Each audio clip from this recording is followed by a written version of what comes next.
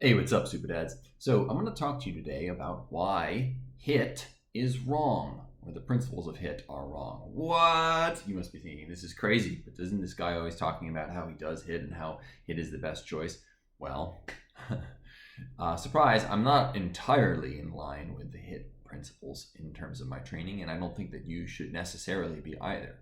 Now, let me lead off by saying that I do think for most of the people, most of the time, with most of the exercises that they might do and most of the muscle groups and goals that they might be striving after, HIT principles apply very well.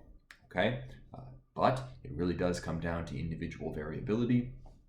And a lot of my advocating for a HIT approach to exercise comes down to the fact that I'm not just an exercise dude. My identity is not based around fitness and the gym.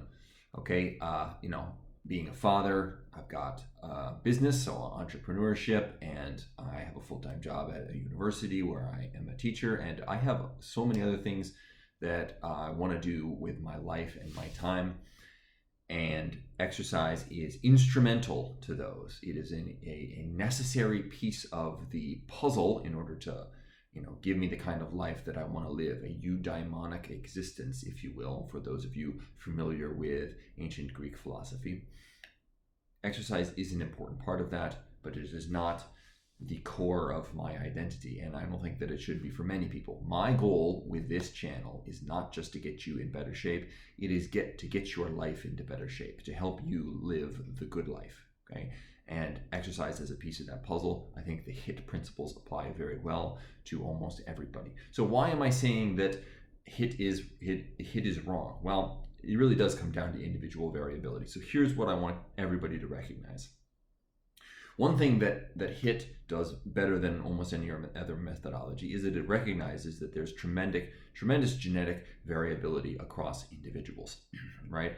And that most of the training protocols out there, right, are geared at people who are at the highest levels of competition, people who are, bodybuilders who are genetically gifted, because that's how they percolate down, right? If you have somebody who responds crazy well to volume, then that same person will tend to have a capacity to get bigger and more muscular than people who don't really respond well to volume, because they're able to stimulate their body productively more often. That person would also presumably need to have a high ability to recover. And the truth is that both your capacity to build muscle, your responsiveness to training, and your ability to recover, all three of those things are sort of independent variables that can be on, they're on a massive scale of distribution, right? Where most people are going to fall somewhere in the middle. Most people are going to be, the average height or close to it. There are only a few 7-foot giants walking around out there. Well, that's similar to, your bodybuilding genetics. How often do you really see those people in real life? Okay, so those are three independent variables, and we need to keep that in mind. And here is where it gets really tricky. So not only do most of us recover slower and have a lower capacity to build muscle and a lower tolerance for volume than most of the exercise approaches would indicate, but we also have individual muscle groups have their own profile in those regards. So what do I mean by that?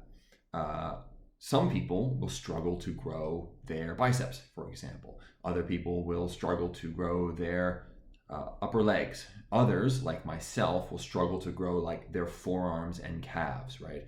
I have thin extremities, but my upper legs and upper arms are large, and my trunk, around my chest is relatively large, right? My shoulders can be a bit stubborn. My neck is long, so it doesn't get as large as other muscle groups as easily, right? So there is not only individual variability across people, but there is variability across muscle groups within an individual, what we call scale independent isomorphism, or more plainly said, self-similarity across levels. So each person is their own individual confluence or combination of characteristics when it comes to exercise, and each muscle group is similarly unique. Each muscle group within a person, right?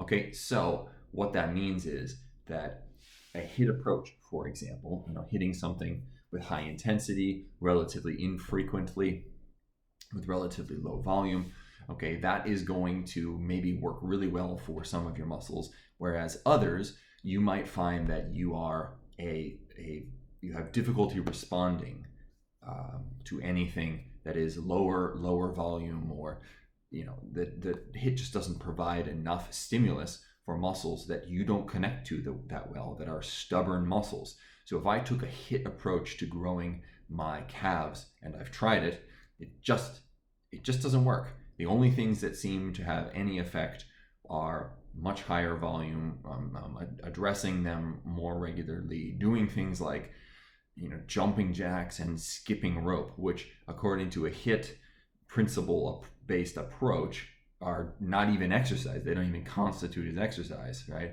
However, it's just the tons and tons of volume, tons and tons of stimulus being pushed through them is really one of the only things that I have seen actually work for them. And going for a jog, though I almost always don't recommend against it in almost every case, that is one of the things that really stimulates my calves the most.